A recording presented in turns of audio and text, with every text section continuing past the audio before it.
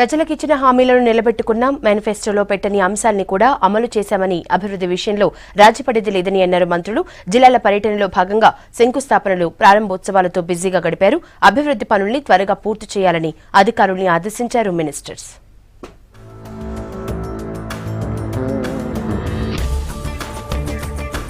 Machine Kakatiya పనులను త్వరగా పూర్తి చేయాలని అధికారులను ఆదేశించారు డిప్యూటీ సీఎం కడియం, ఆర్థిక మంత్రి ఈటల. సంక్షేమ పథకాలు, అభివృద్ధి కార్యక్రమాలపై వరంగల్లో అధికారులతో సమీక్ష నిర్వహించారు. మిషన్ భగీరథ పనులు కూడా ఇన్ టైంలో కంప్లీట్ చేయాలన్నారు మంత్రులు. ప్రతి గవర్నమెంట్ స్కూల్లో మౌలిక వసతులు కల్పించేలా చర్యలు తీసుకోవాలన్నారు. విద్యాశాఖలో పనిచేస్తున్న ప్రతి ఒక్క అధికారి కూడా, ప్రతి ఒక్క ఉపాధ్యాయుడు కూడా బాధ్యతతో పనిచేసే విధంగా మనం మోటివేట్ చేయవలసిన అవసరం ఉంది. నేను జిల్లా కలెక్టర్ గారికి గతంలోనే చెప్పాను, ఒక జిల్లా అధికారికి ఒక స్కూల్ అడాప్షన్ ఇవ్వమని నేను చెప్పాను. మాత్రం మీరు కొంచెం 10 రోజుల పద్ధతి మంచిది కాదు. ఎప్పటికప్పుడు వీక్లీ వన్సా, 10 డేస్కి వస్తారా, 15 డేస్కి వస్తారా, ఎప్పటికప్పుడు ఇచ్చేటువంటి ఏర్పాటు చేయండి.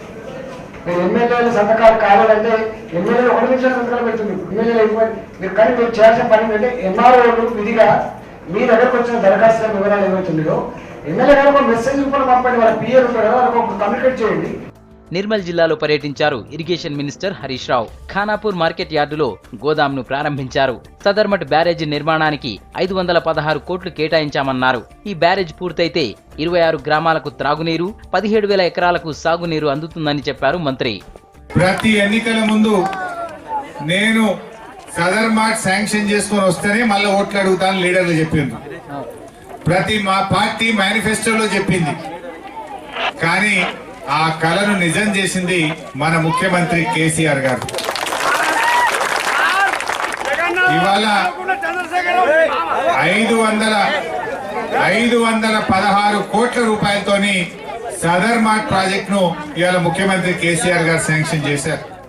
అర్హులైన వారందరికీ విడతల వారీగా డబుల్ బెడ్రూమ్ ఇళ్లు నిర్మించి ఇస్తామన్నారు మంత్రి తలసాని. సికింద్రాబాద్ ఏరియాలోని పలు బస్తీల్లో పర్యటించారు. ప్రతి ప్రభుత్వ పథకం పేదలకు అందాలన్నదే లక్ష్యమన్నారు.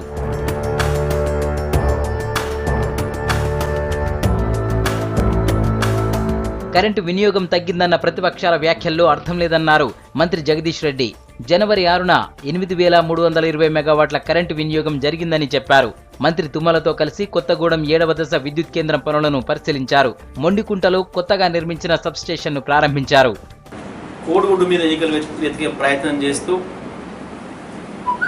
డిమాండ్ తగ్గింది కాబట్టి మీరు ఇవ్వగలుగుతున్నారు అని ఒక తెలితొక్క మాటలు మాట్లాడుతున్నారు. వాస్తవానికి డిమాండ్ పెరిగింది. నిన్నగాక మొన్న మన 6వ తారీఖు నాడు దాదాపుగా 8,320 మెగావాట్లకు చేరుకుంది మన పీక్ లోడ్ మొన్న జనవరి 6వ తారీఖు నాడు. ఉపాధి హామీ పనుల్లో నిర్లక్ష్యం చేస్తే అధికారులపై కఠిన చర్యలు తీసుకుంటామన్నారు మంత్రి జూపల్లి కృష్ణారావు. జయశంకర్ జిల్లా రేగొండ మండలంలో పర్యటించిన ఆయన ఉపాధి హామీ కూలీలతో ముఖాముఖి నిర్వహించారు. అయితే తమకు 100 రోజులు పని కల్పించడం లేదని కూలీలు ఫిర్యాదు చేయడంతో బాధ్యులైన అధికారులపై చర్యలు తీసుకోవాలని కలెక్టర్ను ఆదేశించారు జూపల్లి.